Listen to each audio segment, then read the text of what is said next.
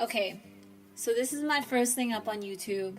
I never ever thought this was something that I would do or something that I would want to do, but I realized that I'm far too opinionated of a person to keep my mouth shut, and I need an outlet.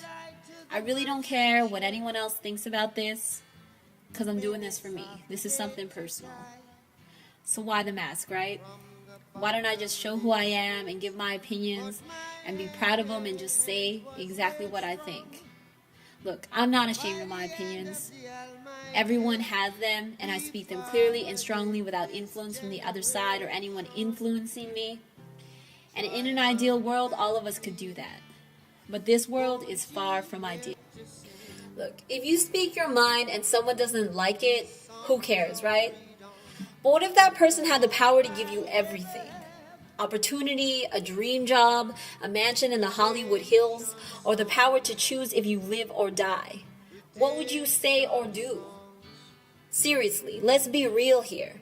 If you knew the guy in front of you was a racist bastard who hated blacks, Asians, Mexicans, gays, transsexuals, and wanted to persecute them, and you knew that he was an ignorant piece of shit, but he had the key to your happiness in life dangling in his hands? Honestly, come on people, be real with me. What would you do? Maybe you wouldn't lie and tell him that you agreed with him, or maybe some of you would. But unless you're an idiot, you're not going to tell him he's a racist, ignorant bastard with backward views. You'll do what most of us do, and that is keep our mouths shut. So he'll give you the damn key so you can go on your merry way and be happy. Look, we want to be better than that. All of us do. But we're not. Why? Because we're human. Look, as I get older, I realize more and more that the world is an unfair place. People judge you. It is inevitable. We don't want to care, but we do, and people will always judge you. Always. People make mental files of everything based on actions, experience, opinions, everything. It's not people's fault, really. We grow up in different environments that force us to shape these opinions. Can you blame the white man who hates the black man that jacked his brand new BMW and held a gun to his face and robbed him of his hard-earned cash?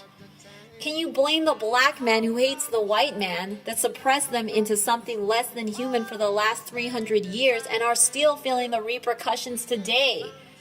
The white man who didn't care about helping this man's family during Katrina because they were low-class citizens who didn't vote? Can you blame the Korean man who owns a liquor store down the street and hates the Mexican that robbed his liquor store and shot his wife and now his son doesn't have a mother?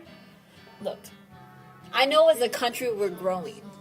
People are changing, the world is changing, and it is amazing. With Obama's overwhelming win against McCain, it is a clear sign that we are finally moving forward. It's an inspiring time and walls are finally being broken.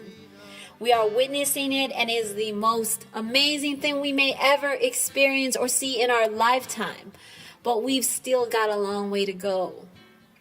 Just because Obama will be in office in 2009 won't change everyone's opinion of race. He still has a lot to prove, and half the country who voted against him are waiting to see him fail. Half the population that voted for the other side did so because they still can't see past the color of his skin. Half the country is still uneducated, ignorant, biased, elitist, racist, but they still make up half the country. The country will never be whole, never. There will always be the other side, and there will always be injustice, judgment, and prejudice. But we need that. How would you know night if you didn't know day? How would you know right if wrong didn't exist? We coexist together because we can't exist without the other. The passing of Prop 8 is a clear reminder that the nation is still an adolescent who doesn't understand basic right from wrong. It boggles my mind that we will vote to keep animals safe but not keep our people safe from discrimination. I thought California was a little bit more liberal than that, but I guess I was wrong. Like any dysfunctioning child with special needs like this country is, we have to be patient and move in baby steps. And I am hopeful that one day we will see the light. After all, we are only human, and we make these things upon judgments of our own personal biases. We are all biased. I am who I am with no apologies, but I choose not to be judged by my race, sex, or age. I want to speak my mind without bias against me, and I choose to remain faceless for this reason. From Obama's infamous saying, you can put lipstick on a pig, but it's still a pig. And bias is the pig that we continue to put lipstick on. And believe it or not, we are all pigs. You're a pig, I'm a pig, and we all wear lipstick. But if we didn't, people would never even give us a chance to be anything else but that. There's nothing interesting about a pig. But a pig with lipstick will at least turn heads.